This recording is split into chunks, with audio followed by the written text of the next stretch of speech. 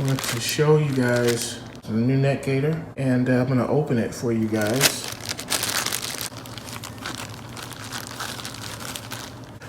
Look at that. Look at that. It's nice. It's my signature right there. It wasn't designed by me at all. I had nothing to do with this. The company that's behind this believe in my vision and design some things, and this is one of the things they designed. It's very great material. I mean, it's really good material.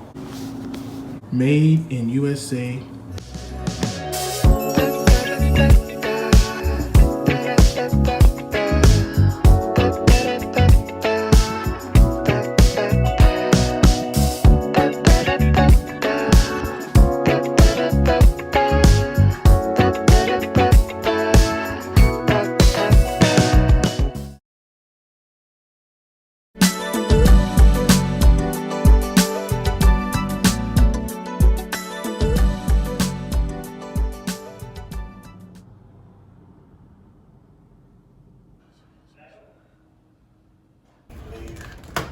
These books, I don't even know if I can touch these books, but I'm looking at them.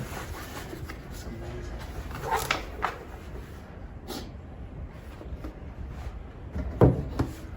Hey, Carl. Rabbi. So good to see you.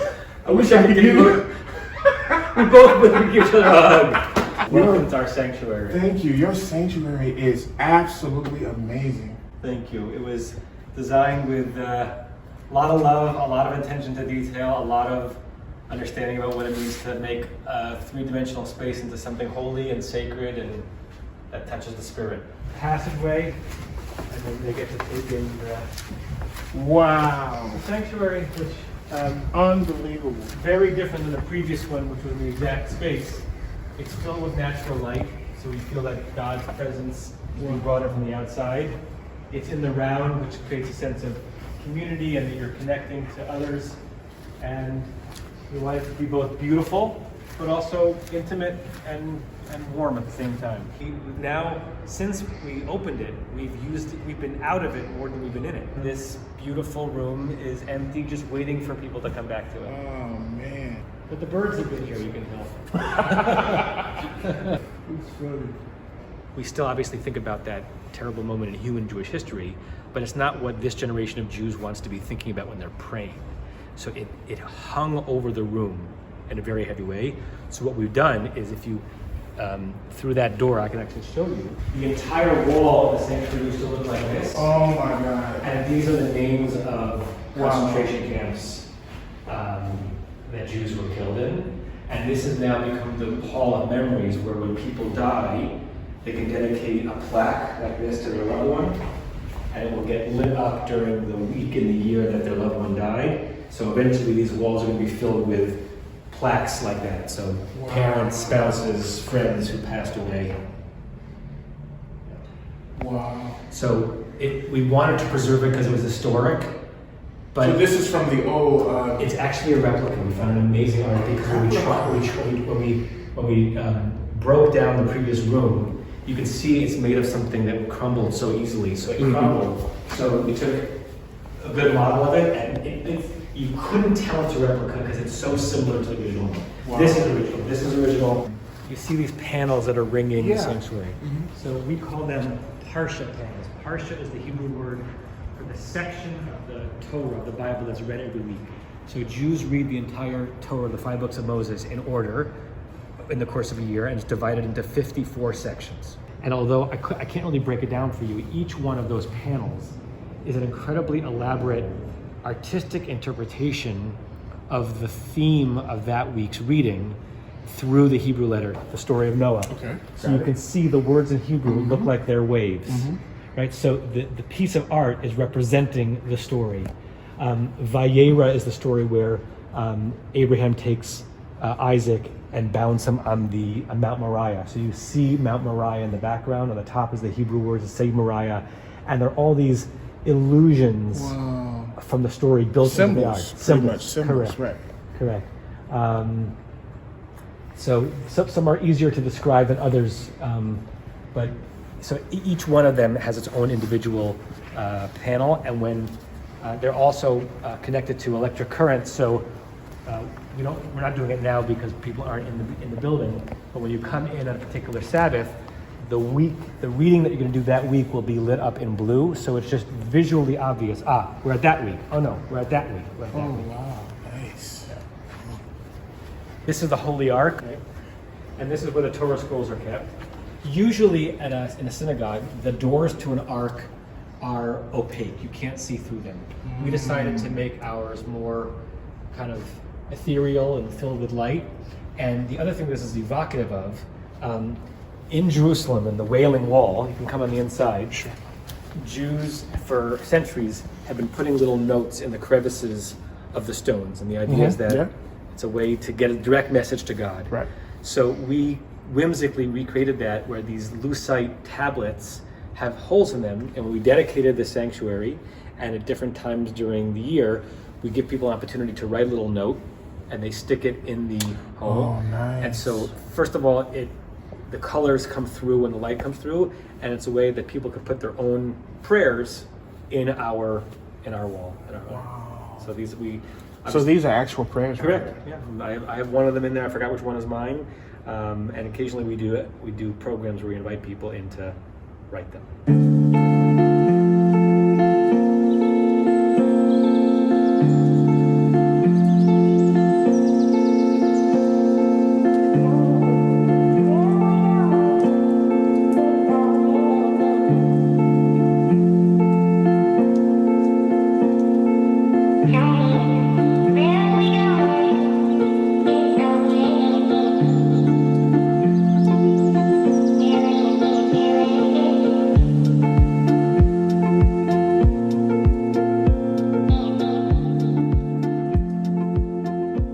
So for the people who don't understand how you become a rabbi, Yes. how did you become a rabbi? Okay. So I'm hearing that question in two ways. One was like the technical process, how does one do it? And then Yes. how does one make the decision to do it? Exactly. How one actually becomes a rabbi, at least in the modern era, is that the degree is really a combination between a scholarly degree and a professional degree. And in most of the modern movements, I'm not talking about the ultra-Orthodox Hasidim, but the modern movements, the people who, like myself, who I live fully engaged in American life and I went to college. If you're going to become a rabbi, you first finish your undergraduate degree, which I did. I did an undergraduate degree in history and psychology. And then rabbinical school, just like there's medical school or dental school, is a 5 or 6 year program after your bachelor's degree, depending on your knowledge base when you went in. Some people take time off in between. Some people come to it as a second career. I graduated college. I went straight through rabbinical school, and in 5 years, I was ordained as a rabbi. Okay. And along the way, you get a master's degree. So that's the pathway, and depending on what form of Judaism you observe, that'll determine which one you go to. So just as there are so many different representations of Christianity and Christ followers, as you and I have discussed, there are many expressions of Judaism. I grew up as what's called a conservative rabbi. In Judaism, the word conservative means something different than in American politics. Most conservative rabbis are not particularly conservative when it comes to like American politics. Conservative means that they were trying to preserve Jewish tradition, but still be involved in the modern world. So you might think of us as a little bit more liberal than Orthodox Jews, a little more traditional than Reform Jews who don't involve themselves with Jewish law and Jewish practice in the same way that we do. So I went to the conservative rabbinical school in New York City. There's now a conservative rabbinical school here in Los Angeles. There's one in Jerusalem. There's one in Buenos Aires, Argentina. And there used to be one actually in Budapest, Hungary. There are also now rabbinical schools that are what's called cross-denominational, that you're not just becoming a rabbi for a particular strand of Judaism, you're just learning the material, and then you can go serve several different expressions of Judaism. It's an academic program and a spiritual program. So you have tests and you have homework, but you're also being guided in the craft of how to be a rabbi. That's how you actually do it. How to choose whether to do it? I'll tell you, Carl, I spent most of college trying to convince myself not to become a rabbi. And the reason is that I was very involved in my Jewish life and studies, Right. but I wasn't sure I wanted it to be my profession. I don't know if I wanted it to be where I got my paycheck and went to work. I wanted it maybe to preserve it as a part of my identity. And I didn't have that many role models growing up of rabbis who served communities who were happy and healthy. In a different generation, this field ironically devoured you. It left you no time for family. You didn't have your own identity. It was not easy. And in the 1950s, 60s, and 70s, when my role models were growing up, the economics were very different. It was very, very hard to live honorably on the salary you're being paid. Right? No one goes into the rabbinate to get rich, but you want to be able to live like a human being. Right. That's changed, thank God. So I'm compensated honorably. I can live my life. I can support my family, and I have great role models for how to balance my professional obligations and my personal obligations, so that there is a separation between them. And ultimately, when I went to rabbinical school, I wasn't sure I wanted to become a rabbi. I went because I didn't know what else to do with my life, really, and I figured, while I'm trying to figure things out, I'll study the tradition. I love the tradition. And then while in the program, it started to seep into my soul in a different way. And I spent one summer as an intern for a rabbi who was a rabbi at a small synagogue in South Bend, Indiana. I spent a summer there. It was the summer before I got married to my wife. And it showed me that you could build and lead a really beautiful and meaningful life by rabbiing a small community. And so when I graduated rabbinical school, I was basically looking for an East Coast version of that synagogue in South Bend, and that's how I got to upstate New York. I was there for 9 years, and then this opportunity came up. So when you took over this synagogue, yes, how did that transition happen? To go from Jersey to LA is a huge decision. In all the ways a synagogue can be different from another synagogue, right, at least within the same stream of Judaism, this synagogue is different from my previous synagogue in every single way. That was a small mom and pop synagogue where I was the only full-time employee of the institution. This is a mega church. This is mega right. synagogue. Yeah, right. No, but you're right. The mega churches that are really around are 10 to 15 times bigger than this, but this is Judaism's version of a mega synagogue with a tremendous staff and a very involved infrastructure. There, I was like the the doctor from Field of Dreams, right? Where like you make house calls and the old-fashioned kind of a doctor where you do everything. Right. Here, I'm a rabbi, but I'm also in some ways the COO of a $12 million nonprofit. Yeah. Right. Yeah. That was rural. This is urban. Right. That was blue collar. Right. The leaders in that synagogue were rich people. They were social workers. We had candle makers, policemen, teachers. This happens to be a pretty down-to-earth community in LA. Okay. But it's LA. Still LA. It's still LA. Right. In fact, I remember when the first few weeks I was here, Carl, I came out of synagogue after services, after a bar mitzvah, and I don't drive on the Sabbath. I walk. So my parking spot in the lot is usually parked in by someone else on the Sabbath because I'm not going to bring my car. I came out of services and parked in my spot on the Sabbath. Was a cobalt blue Bentley convertible. And I said to myself, I'm in LA. That's LA. I was like, maybe the rabbi gets to claim that by eminent domain. You park in my spot in the Sabbath. Oh, funny. So explain that. The car, you don't drive on Sabbath. Why is that? So the Bible, the Torah, has just a very few sentences about what you can and cannot do to rest on the Sabbath. So you guys follow it to a T. We follow it, but it got expanded out in an enormous way, basically around the time of Jesus. So if you think of Jesus, right, so Jesus has a divine aspect to him in the Christian faith, and historically he was also, quote unquote, just a man who was a scholar and a rabbi in the early stages of rabbis about 2,000 years ago. Around that time in history, the population of people who would become known as rabbis were interpreting the Bible, interpreting the Torah, and turning it into a very complex living system. So all the Torah says about Sabbath is you're supposed to rest, you're supposed to stay in your area, and you're supposed to not light a flame. That's all it says. But the rabbinic law turned that into volumes and volumes and volumes and volumes of what you're supposed to do and supposed to not do. So most observant Jews like myself would not get in a car, because in order to get in a car, you have to turn on the ignition. To turn on the ignition, you're basically lighting a flame. It's a version of that rule, right? Okay. So then you could ask, well, what about an electric car? Yeah. Can you drive an electric car? What about electricity in a home? So I've gone in and out of that in my life. I grew up using electricity in the home. For many years, we did not use electricity on the Sabbath, but we would have lights on a timer. But in, I would say, the last 8 to 9 years, my family moved to include electricity in our home on Sabbath, on the idea that whatever electricity is, it's different than fire. I would not light a fire in my home. I would not strike a match.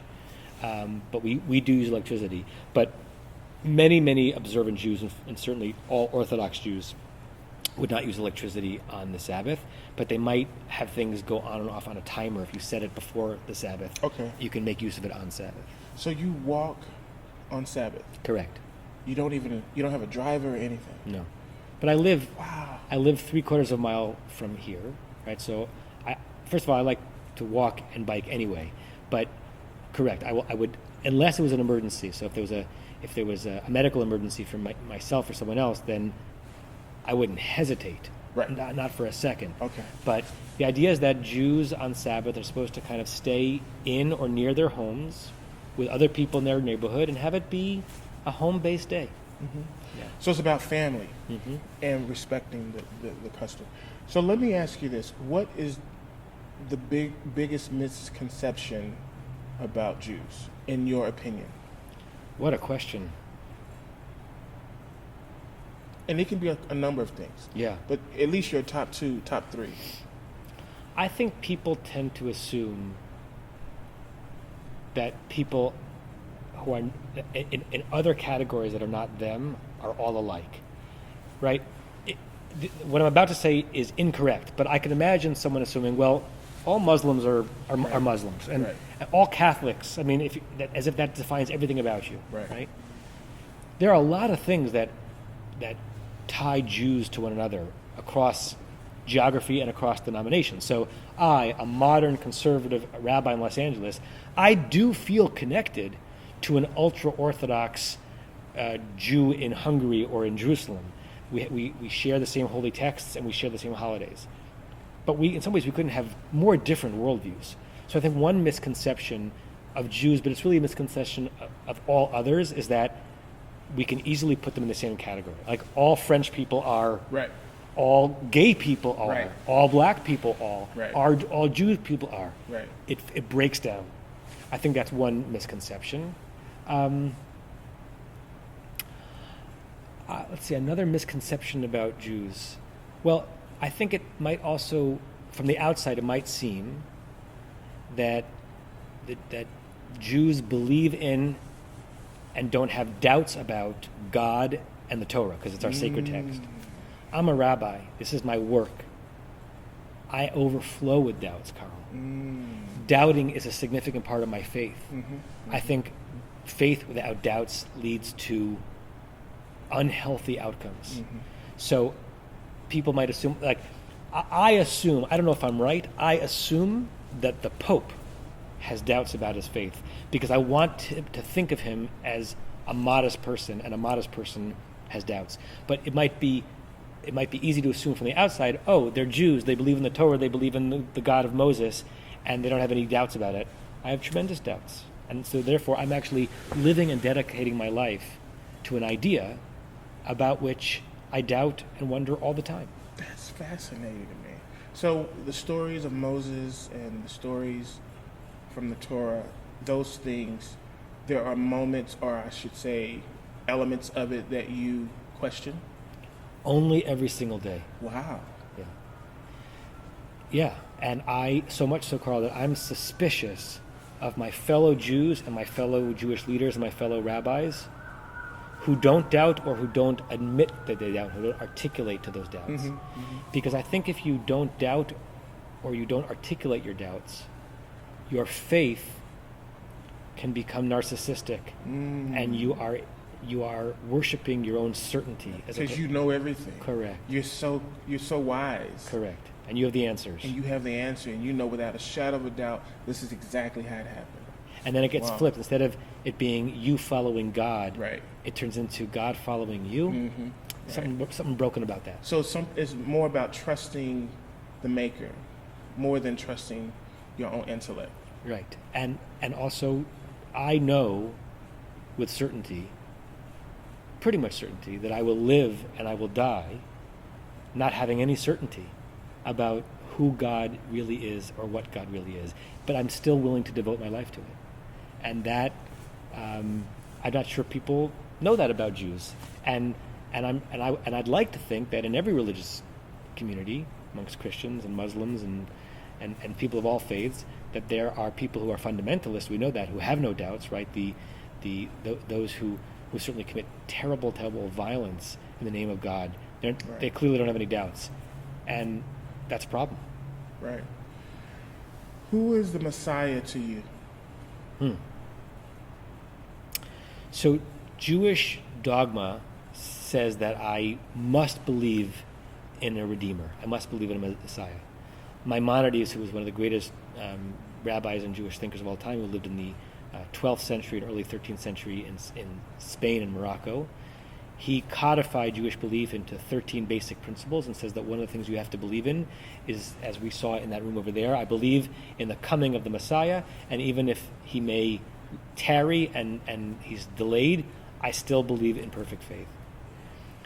One of the things that Judaism believes of the Messiah is that it's always thought of as a he, but to me it's not a gendered thing, will be a human being, not of divine origin. So one of the reasons why Judaism and Christianity split is that the Christian notion of Jesus as being both the son of a human mother but also of divine spawn, right, that deviates from Jewish theology, which suggests that the Redeemer, the Messiah, will actually be a human being born to two human parents, who will either come when the world has earned that person to come, either come when the world has been perfected, or by dint of whose coming will perfect the world. So y'all take the superstitious, supernatural thing out of it? At least out of the origin of his life, okay. Correct. Okay. I go in my own doubting but still believing place in the first category, which is that I believe the Messiah to me is an era more than it's a person. It is what we're constantly hoping for and working towards, which is the perfection of humanity and a world without war and hatred and divisiveness. And when we do that, which I know is the most elusive thing that human beings can try to attain, then the Messiah will appear. It's not that the Messiah is going to appear and do it for us.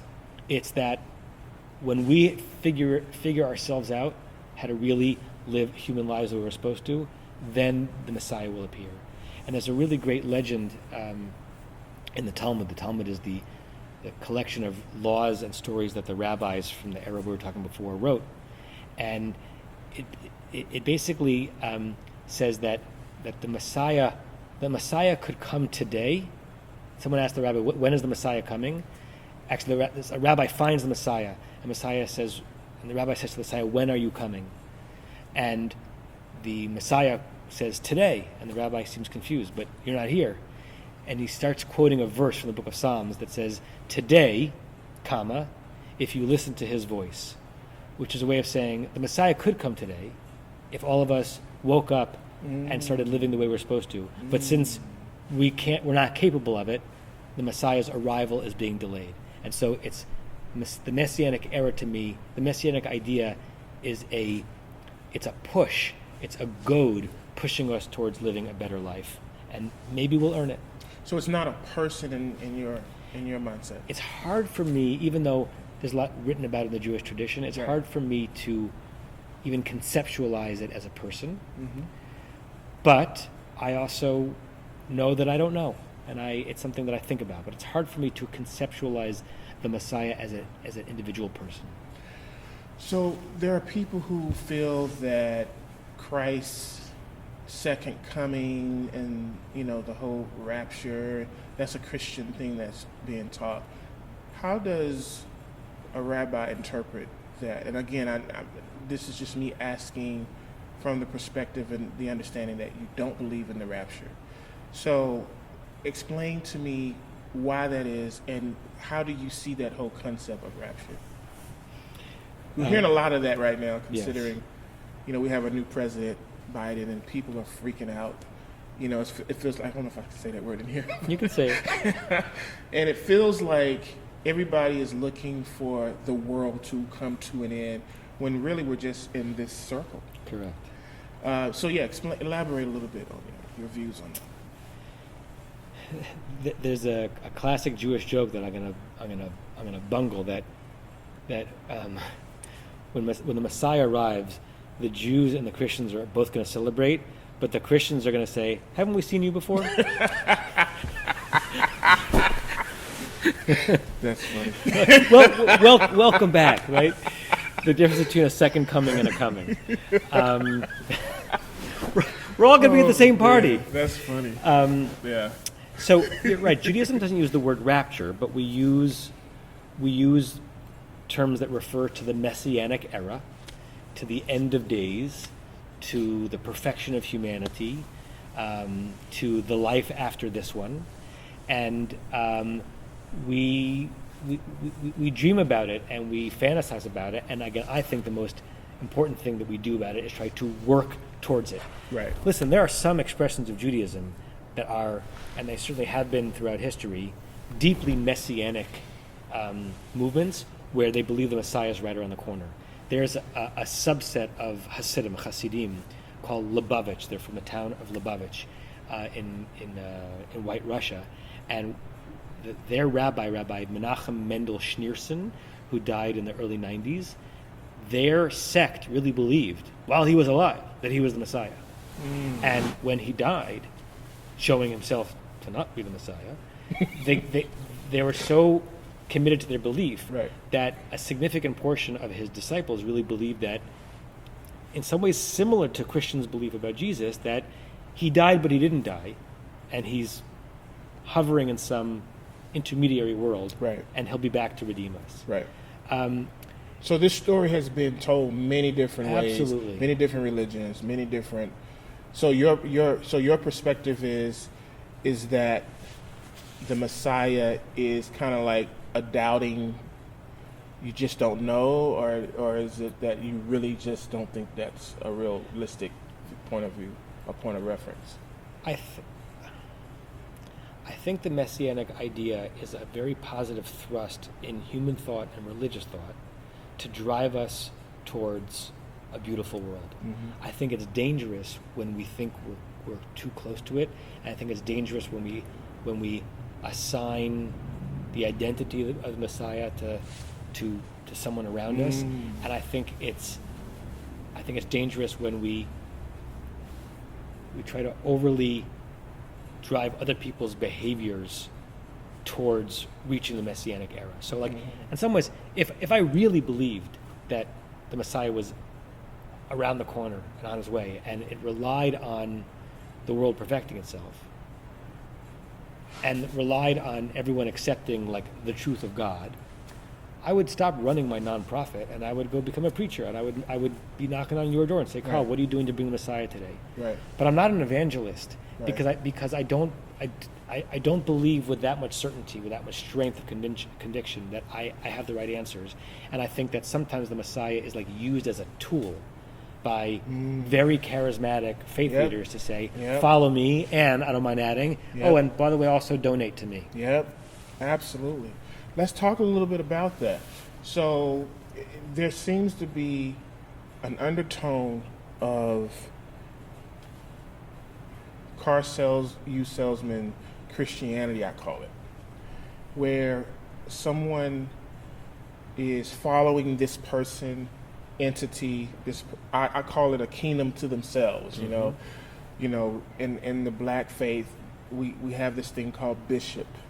So the person will call themselves bishop, whatever, and they have a following, church following, music, and the whole bit. But at the end of it, people leave, as they came, with basically nothing but hope, I guess, in a way.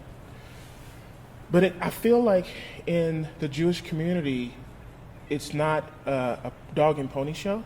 It's a real belief system. Without throwing anybody under the bus, what do you feel the Christian faith could learn from the Jewish faith? First of all, I think that there is just as much sincerity and just as much insincerity in Judaism as there is in Christianity. Okay. I have had the blessing to be in relationship with some truly sincere and humble and beautiful colleagues of mine from the Christian community, whose way of worshiping God and bringing their flock towards God is something that I admire and I find beauty in. And while I try to live my own rabbinic life with integrity, there are plenty of people who have the title rabbi who are snake oil salesmen and charlatans and leading people astray. Wow. Now, I'm sure there are people who might think that I'm leading people astray because we all have our idols that we are certain that we should be bowing to. So I don't know that Judaism is immune from some of those dangerous expressions that you mentioned. I think we also know our own community the best. So you know the people in the Christian community that you admire, and you also know the parts of the Christian world or the Christ-following world that give you mixed feelings. The heebie-jeebies. Correct. One of my teachers, Rabbi Yitz Greenberg, who is a very, very liberal Orthodox rabbi, an Orthodox rabbi, but a very liberal and progressive mind, he says, how do you know which denomination of Judaism is yours? The one that you're most ashamed of. Because you're going to see in the things that you're closest to the stuff that upsets you the most. So I see the parts of Judaism that bring me the most shame because I'm living in it, and I don't see as much in the Christian world that I would point my fingers at and say you need to learn from us, because I'm just not that proximate to it. I do think that Judaism has celebrated from the very beginning that no question is a bad question. And I'm not suggesting that Christianity doesn't have that, but we celebrate it. We celebrate on Passover night, the night of the Exodus, that children ask hard questions. And even the child that's called the Rasha, the wicked child, who asks questions that are meant to bite and undermine and undercut the faith, that child in the story of the Passover night stays at the table, is included in the family. So I think this is an overly broad generalization. I think some of the overlap you see in what people who have been born and raised as Jews have done in the sciences and the world of research disproportionate to their population. I think some of that stems from thousands of years of Jewish homes being places where you're supposed to ask hard questions. And when you ask questions, you learn and you grow, and the tradition can handle it. The tradition will not break down because you asked a hard question. It will not fall apart.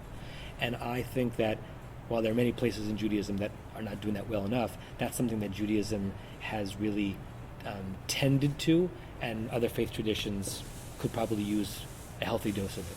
So I want to ask you about the Holocaust. What does the Holocaust mean to you?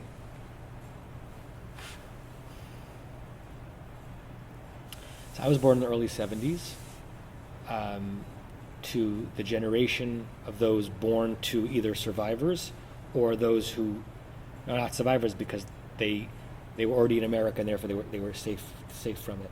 And it was a very huge part of my consciousness. So I could tell you the names of concentration camps before I could tell you the names of all the characters in the Torah. Wow. I had nightmares as a child growing up in suburban Connecticut. I could picture there's certain dreams you can remember for years. I can picture in my mind right now what the dream was of Adolf Hitler marching down my driveway with the Nazis. I grew up in a town in Connecticut where we just happened to have a long driveway, and the window to my bedroom was overlooking the driveway, and I would have nightmares that he was coming down the driveway. How old were you in this? 7, 8. It was already in my mind. Yikes. Like to have nightmare memories of something that you didn't experience, but you kind of inherited as a weight on your shoulders. Interestingly, I don't know where this came from in my psyche, I would also have these half nightmares, half fantasies that had I been in the Holocaust, I would have survived. I would have figured out how to hide and get bread and bribe an official, which is all to say that as a 7-year-old, in addition to like playing Pac-Man and loving the Yankees, like in my brain, there was already Holocaust. Wow. I also, Carl, spent many of the summers of the 90s, when I was in my early 20s, leading trips of high school students to Eastern Europe and taking them to Auschwitz and taking them to the ghettos and teaching about the Holocaust as a part of my role as an educator, as a pedagogue. I haven't been in many years, but that was a significant portion of my life. I think, like any piece of history, there have been parts of the Holocaust's story that have been, and this is a really hard word to use, abused by some parts of the Jewish community in the following very subtle way. Abused in the sense that if I can't get you, teenager, to love Judaism because of Judaism, maybe I'll get you to love Judaism through the veil of tears. Oh, wow. And I'll take you to Auschwitz, and I'll show you how Jews have been treated throughout history, and then maybe you'll come to synagogue. Oh, wow. And it's like, you know, that urge as a parent when you know you can get your kid to do something this way. It'd be Right. much harder to get it done this Right, way, right. but this way is right available to you, Right. and sometimes you don't have time to do it the harder way. Right. I think as educators we sometimes make that mistake, and the Holocaust is powerful. So I think it's also been abused by the Jewish community. I want to say this carefully. If the only thing that Jews pull out of the Holocaust story is that we are vulnerable, we Jews, and it could happen again to us. Listen, if we don't pull that up, then we're not learning anything. Then we're doomed to repeat history again. But if we invoke the Holocaust only when Jews are at risk, we also haven't learned something from that. So one of my teachers, Micah Goodman, who's a philosopher and historian in Israel, he says something very interesting about the 5 books of Moses, about the Torah. The Torah mentions the Israelites being slaves in Egypt and the Exodus over and over and over again. It's driven home. Remember, because you were slaves in Egypt. Remember, because you were slaves in Egypt. It would make sense for an oppressed people to take its oppressed history and remind themselves of it to make sure they're never stuck in that situation again. Right. Will never be oppressed again. Right. The Torah doesn't remember Exodus as a way of telling the Jews, make sure you never fall victim to a Pharaoh again. The Torah remembers Exodus to say, you can never be the Pharaoh. Don't oppress the stranger. Oh, wow. Because you were That's oppressed. good. Not don't let yourself be oppressed. That's good. So if we're saying That's good. remember the Holocaust so that we're never persecuted again, That's good. okay. Right. Remember the Holocaust so that you never tolerate Right. that being done to someone else. That's powerful. Wow. That's powerful. That I can relate to that because I'm dealing with that right now as being of African American black descent. I'm getting so tired of seeing my people bring up slavery for the wrong reasons. Mm-hmm. You know, slavery was, you know, we already know it was tragic, but if we are still enslaving each other with how we treat each other, with our time, with our resources, then we kind of miss the point. That's kind of what I'm hearing you say. It's like, take the information, never forget, but what is the reason why you're not forgetting? Correct. And what are you doing with that? Right. With that horrific national memory, right? I think that is similar, Carl. And you know, so the blacks being slaved in America and the Jews being enslaved in Egypt Yep. are now both in the history. The American enslavement is much more recent, and one of the differences is that Americans, and certainly white Americans, even blameless, innocent, good white Americans, are still reaping some of the benefits of what this country did on the tortured backs of black people. But it's also the case that I think people of conscience who are descendants of an oppressed people have some kind of an obligation both to protect themselves, they must protect themselves, right? And use what they have learned as a people to protect others. So if I'm only using my trips to Poland to make sure that a Jew is never the victim of anti-Semitism again, then I wasn't listening carefully enough. Now, if there's too much self-loathing too, if I don't learn that the world is still a dangerous place for Jews, then I'm pie in the sky and I'm Pollyanna. And I think there are places in the world that are very, very safe and wonderful for Jews, and there are places in the world and parts of the world where I don't think that the Holocaust is about to happen again, but I think there are places where Jews need to defend themselves, right? And I think I would imagine if I can be so bold as to make the statement that the same is true for an African American or a black person in America. Right? There are parts of this country that are almost post-racial, almost post even the concept as a category, where the black community has achieved things that would have been inconceivable 150 years ago or even 50 years ago. And there are places where the society is incredibly and disastrously broken. And both of those lessons have to be pulled out of those national traumas. Great. That's great, man. That's beautiful. Let me ask you, I'm gonna pivot a bit. Economically, what could you teach my people? And I say this with respect. I say this with dignity. I say this with a will to want to learn how to give the information to my people. It seems like in the Jewish community, you guys have your own economic system. I mean, like, I'm looking at this beautiful synagogue. It looked like y'all spent at least $100 million, probably more. Much less than you think. But okay. Oh, okay. It looks like you spent $100 million. Where did you guys get that from to become economically dependent upon yourselves versus really reaching for others to kind of go, hey, look at me, I need something. And I say that with respect because there are a lot of people who want to do for themselves that are in our community. Yeah. But our people won't help. Yeah. Our people will not connect the dots and say, okay, we can create our own wealth. We can create our own schools. We can create our own whatever. Talk a little bit about that. And from your perspective, how do you see that? What is that about? How did you guys get to that point? It's a really interesting question, Carl. I'll start with the humble pronouncement that the question you're asking, I'm going to think about in real time and answer, and it's also not my field. Sure. In the sense that I really don't know, and there's no false humility here, that I have that much more to offer on the economics of the Jew than any other Jew would or that any other economist would. But I'll tell you where my mind is going right now. There are Talmudic principles, thousands of years old, that obligate Jews to be responsible to one another. There's a notion. That's it. Okay, see y'all. That's it. That's the end of the podcast. Mic drop. That's mic drop. That's going to be the trailer.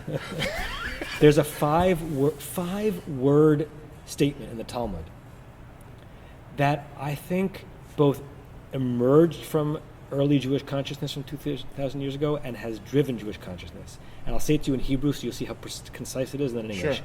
Kol Yisrael arevin ze bazeh. Kol, all or every, Yisrael, Israel, every Israelite Jew, arevin, which is such a beautiful word, fiscally and morally and communally responsible, zelazeh, one to another. Right? So beautiful. Even, think about the year 1000, right? Before the printing press, before any modernity.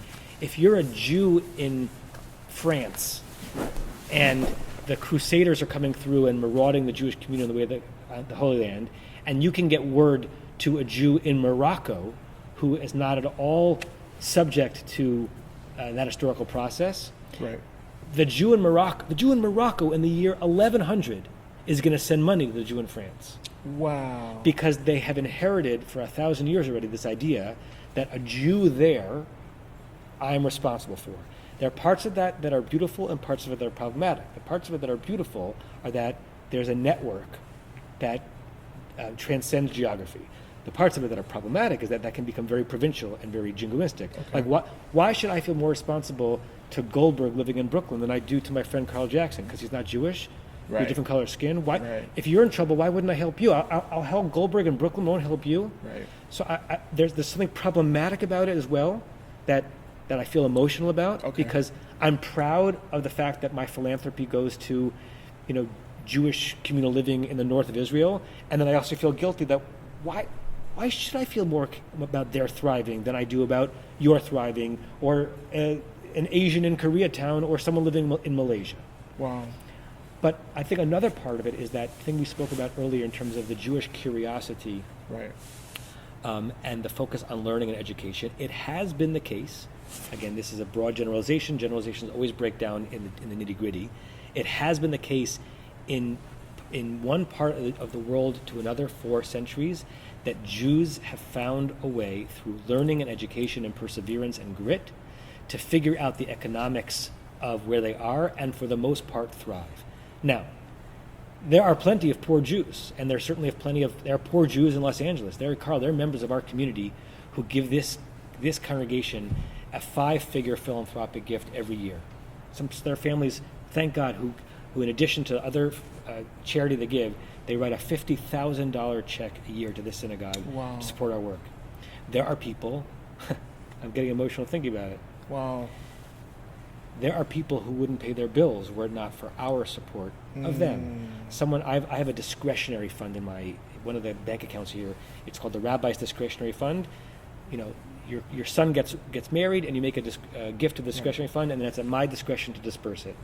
There's a woman in this community who every once in a while, for reasons I don't know, for timing I don't know, makes a lovely gift to my discretionary fund. So I got this week a $10,000 gift to my discretionary fund. And I sent a letter to my staff saying, I have cash. Give me names of people in our community who are struggling. Right? Jews in Los Angeles. You would think Jews in Los Angeles, they live in the Hollywood Hills and they drive a Lamborghini. Some of them do. There are Jews in our community who, without my being able to give them a Hanukkah gift, would not be able to get gifts for their children, would not be able to pay their bills. So the message is one that has reached a lot, and the effect of the message has reached a lot of the Jewish community throughout time and history and geography, but it's certainly not comprehensively the case that every Jew has figured this thing out. One of the challenges in the modern Jewish world about this, and this really, I lose sleep about this, Carl, is that the admission price to be a modern, educated, and active Jew is criminally expensive. I'll tell you what I mean by that. I love this synagogue. I love this building. It's very expensive to maintain. I love that I sent my kids to Jewish summer camp. Running a high-quality Jewish summer camp takes a lot of gold, right? We want to pay the teachers in our school good money so that they can afford themselves. But in order to do that, we have to charge disgusting amounts of money to our people. So if when I think about who are the next 100 families who are going to join the synagogue, what kind of family wealth they're going to need to have, not to be the big donors in our synagogue, just to get in the door. Yeah, right. This house of cards might fall in on us at some point. It might be that it's just too expensive to maintain. So if you have 3 kids, forget about even the LA real estate issue. You have 3 children, and you want to give your kids a parochial Jewish education and send them to Jewish summer camp, and every couple of years take a trip to Israel. You need about $100,000 of post-tax money. Post-tax, you have to earn 170 just to deal with the basic entry level. So thank God there are resources in the Jewish community that we've developed, but it's a really high bar to maintain. Wow. Yeah, I read somewhere like you're not even considered middle class in California if you make $150,000 a year. It's not even considered middle class anymore. Like, it's considered poor. It's insane. It's considered poor. Now, $150,000, you and I both know that's a lot of money. Yeah. I have a friend, Carl, that he and I were in youth group together. I grew up in a conservative Jewish youth group, and it's a national movement. We were both from the East Coast. He now lives near D.C. He's a pediatric cardiologist, so not only a doctor, not only a cardiologist, but a specialist in cardiology. I don't know what he earns, but he earns fine. Right. He does not send his kids to a Jewish day school, a Jewish private school. Not because he doesn't believe in it, because he can't afford Can it. afford it, right. What are we doing? Wow. What are we doing? Who is this? Right. Who is this for? If Right. a pediatric oncologist cannot send his kids to a Jewish school, we're in trouble.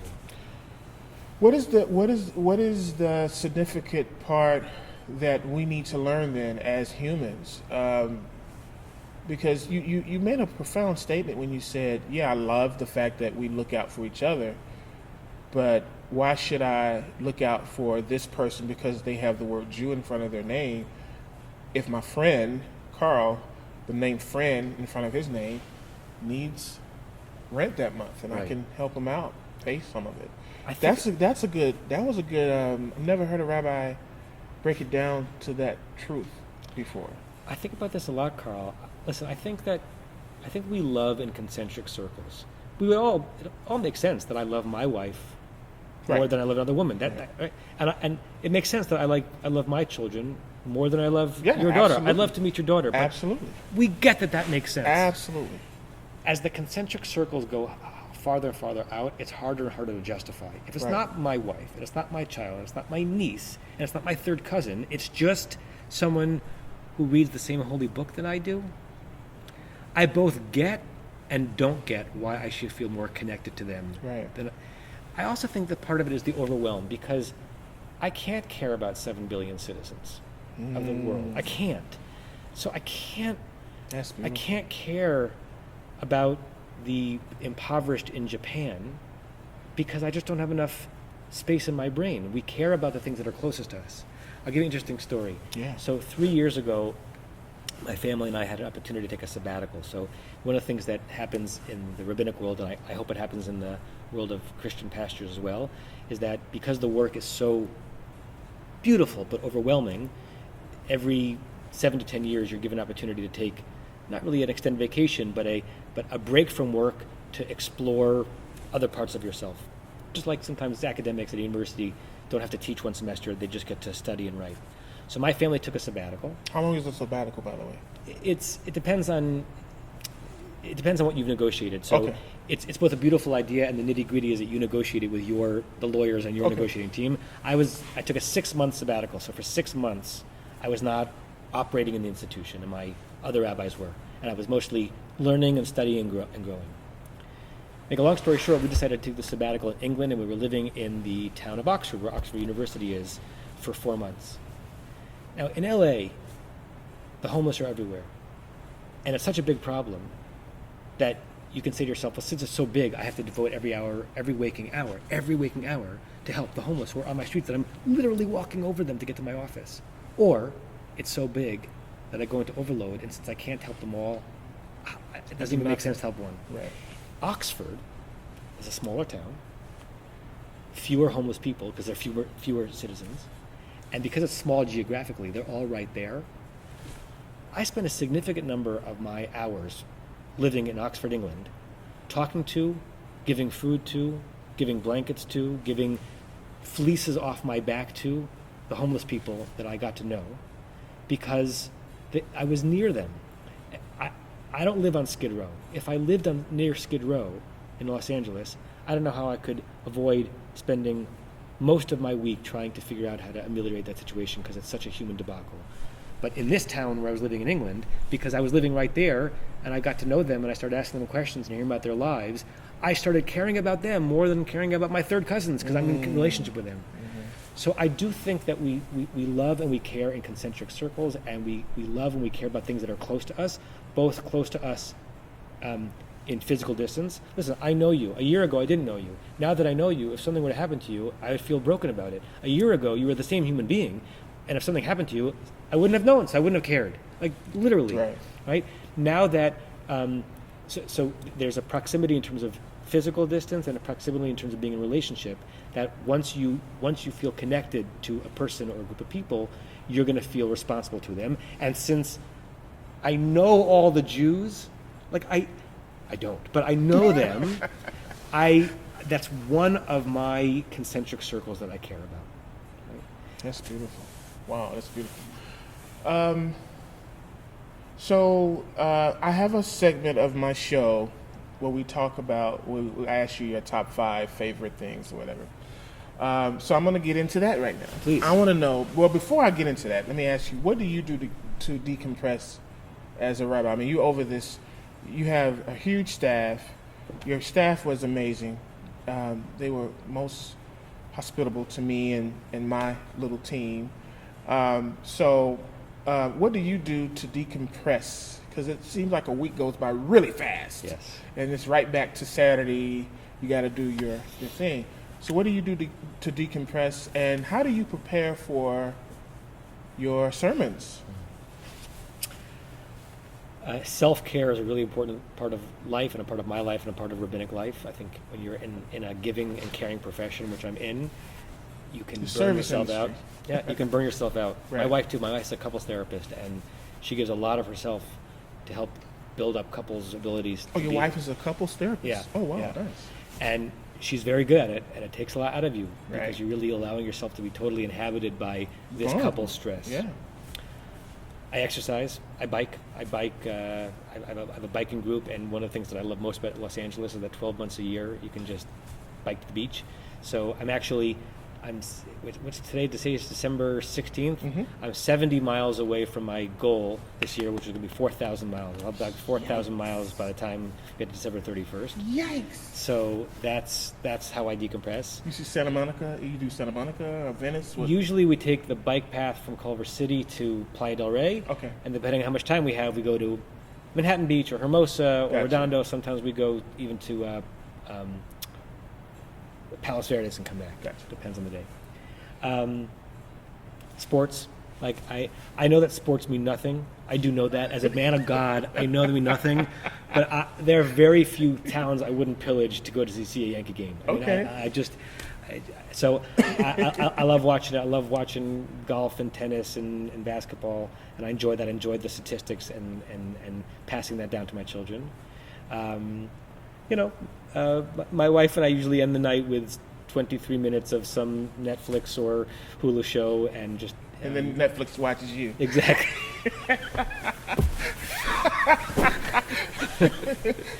What's your show right now? I know exactly. So there's always a show that I'm watching with my wife, and a show that I'm watching without her, because she's very sensitive to intrigue and Okay. and mystery. Right. So without her, I'm watching Handmaid's Tale on Hulu. Great show. Wow. Great show. And with her, we're in episode 5 of The Queen's Gambit, the new Netflix show. Okay, I But- got to get into that. Well, I think the next thing we have to get into is something on CJC TV. I want to give a plug. I mean, the fact that I haven't watch- said anything yet, I feel terrible. Yeah, watch you my tell new me show. what I should watch. Watch my new show, Forgiven. Shameless plug.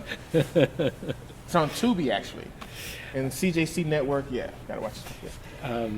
But when I first met you and I heard that acronym, I hadn't heard the acronym CJC since when I was in college. The group of Jews that I went to Columbia, and we would gather for prayer as CJC, Oh, wow. Conservative Jews of Columbia. And then I lived There you go. 25 years, and I realized there's a new CJC. Carl Jackson Company, Carl Jackson Channel Network. You're watching me now on it, so there you go. So that's how I decompress and how I get ready for my sermons. Yes.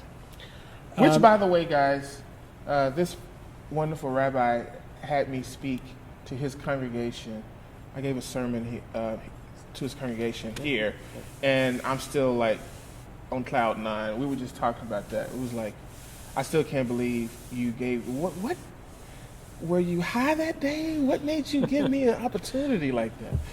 Anyway, I'll answer that question too. I mean, we hadn't even met in person. yeah, I by know. then, It but, was like we hadn't even met yet. but listen, there was something about the way you presented yourself and your journey and your interest in the world that was humane, earnest, and beautiful. And I wanted to hear your Wow. prophecy.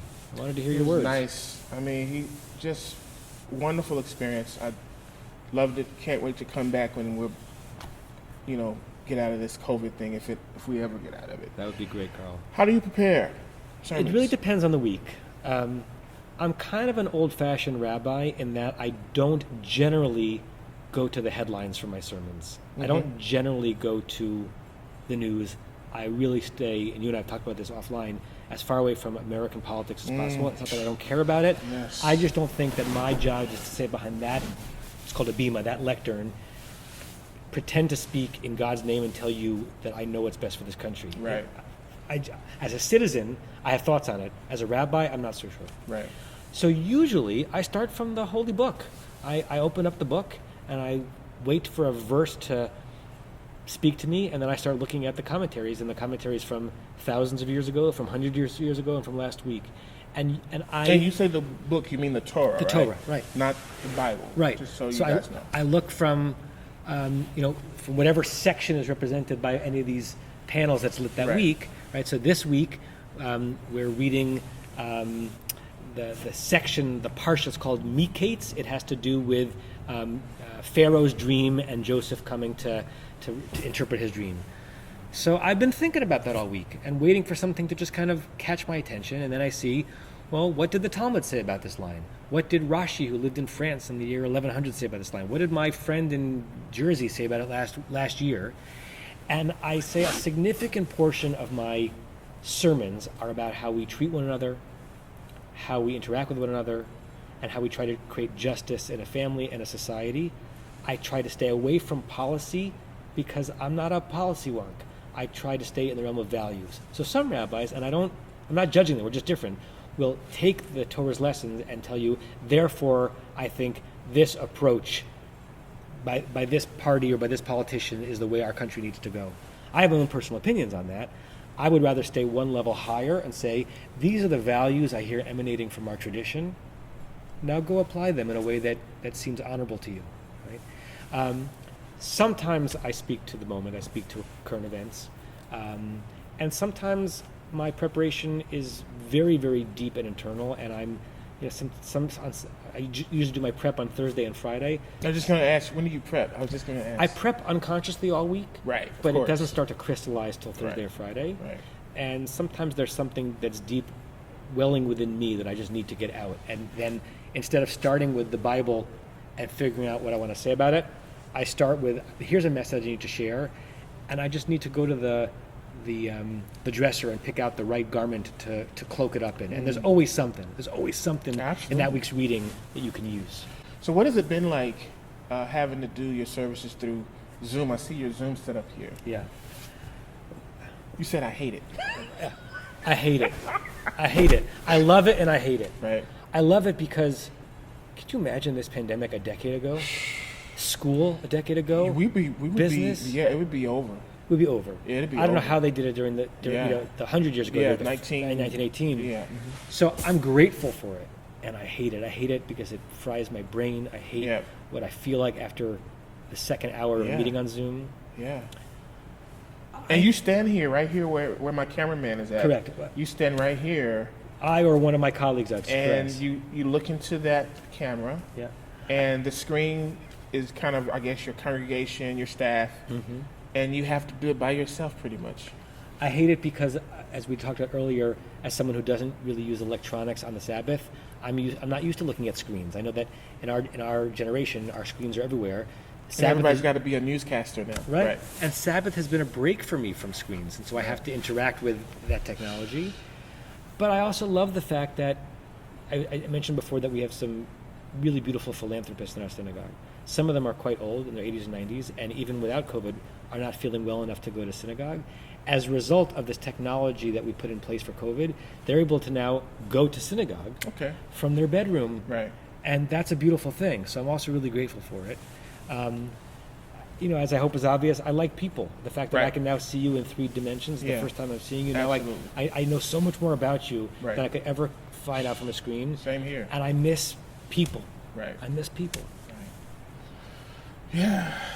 Crazy. So, top 5. Yes. Are you a sports fan? Are you a hip-hop fan?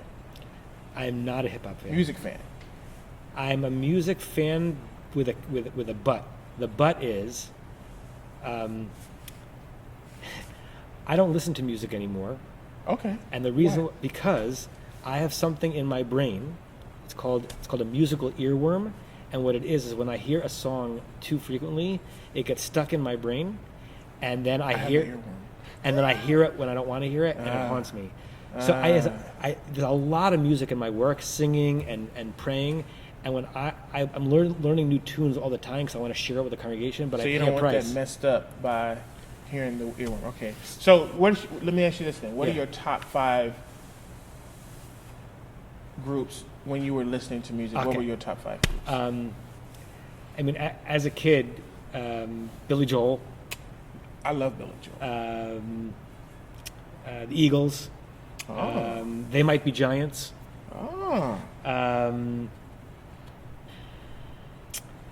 Crosby, Still, Nash and Young, and either Simon and Garfunkel or Peter, Paul and Mary. Okay, yeah, all good stuff. All good stuff. Your top 5 foods. Before I get into the top 5 foods. Yes, sir. Why is kosher so important? So one of the things you're learning about me is that on many topics, I have an opinion and just as strong a counter opinion. Okay. I really believe in keeping kosher, and there are pieces of me as a rabbi who hates the system. I believe in it because I believe in the idea of Jewish eating. I believe in talking about feeling connected to a Jew in Morocco or Tunisia because we're abiding by the same food laws and it connects us. Right. And originally, I think kosher had an ethical overlay to it. Okay. The reason why I hate it is that it's become, for me, soured and dirtied by power games and authority and money. And I think that there's a lot that's being done in the name of kosher eating that is, I say this intentionally, unkosher. Right. So I'm committed to it, but there are parts of it in the modern world that bother me. But you want to know my 5 favorite foods? Yes, 5 favorite foods. Sushi. Raw. Yeah. Okay. Anything with peanut butter. So I got some Reese's in the back. A really good kale salad. Okay.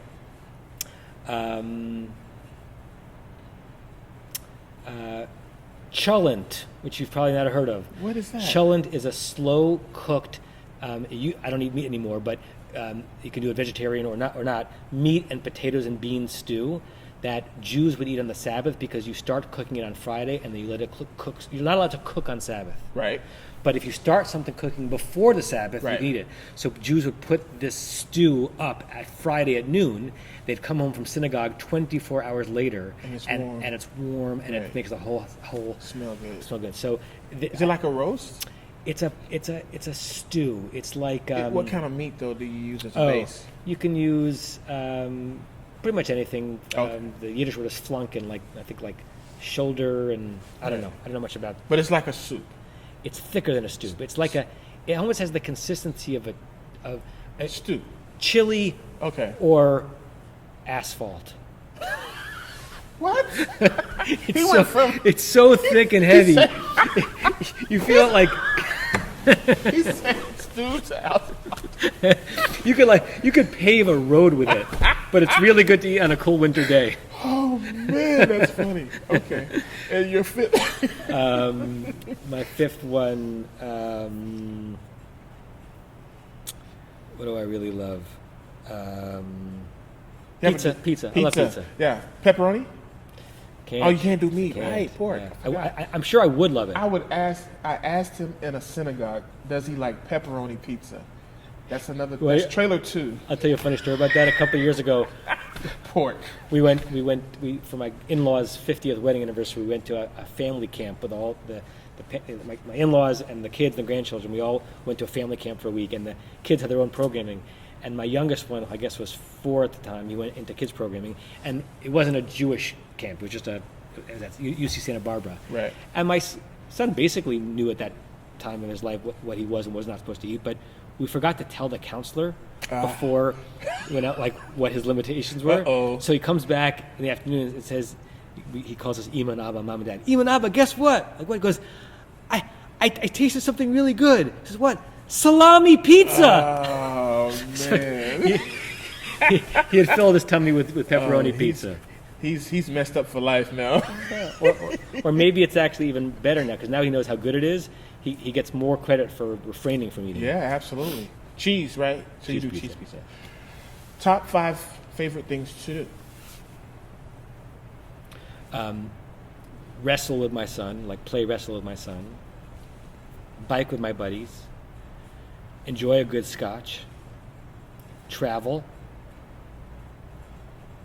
And meet interesting folks like you.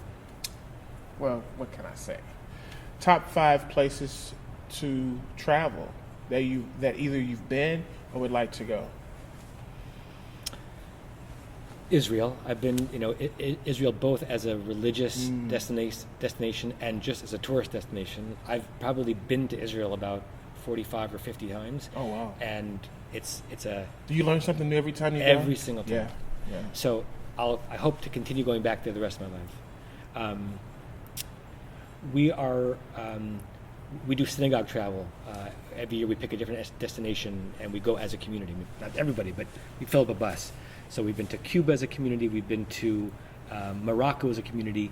We were supposed to go actually this past year to the South, the American South, and visit the Jewish story and the relationship between the Jewish story and the African American story in Birmingham and in Charleston and Montgomery and in Selma, and we have to reschedule that because we couldn't do it because of COVID. Right. But the reason why I mention all that is that we're now hoping to take a trip as a synagogue to the Emirates, to Dubai and to Bahrain now that they have opened up relationship with Israel. Nice. So I'd love to visit there. That'd be nice. I've never been to Asia, so I would love one day to visit, Japan, both to see the country itself, and also there's an interesting Jewish story in Japan. A particular Japanese politician in the 1940s played a significant role in saving certain Jews from the Holocaust. And the fifth one, one of those safari trips in Tanzania, Namibia, to really see wildlife up close. Africa. Yeah. 2 more final top 5s. Well, 2 more top 5s, not final, but these are my 2 final questions. Okay. All right, top 5 movies, if you watch movies. I do watch movies. Okay. Shawshank.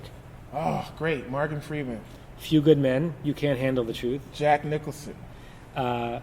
Mary Poppins. I will always love Mary Poppins. Gotta love Mary. Gotta love Mary Poppins.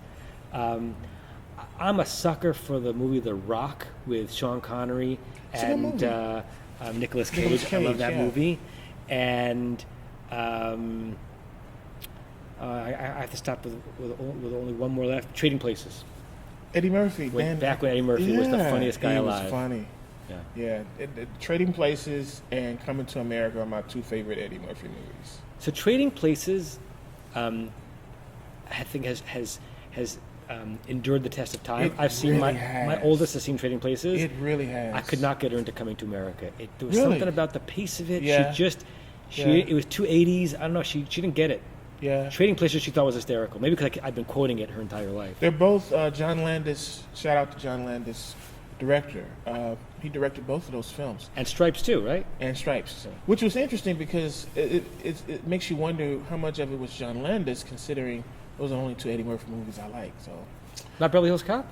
I'm not into that movie, and I didn't really get into. I like some of the Clumps, Nutty Professor stuff.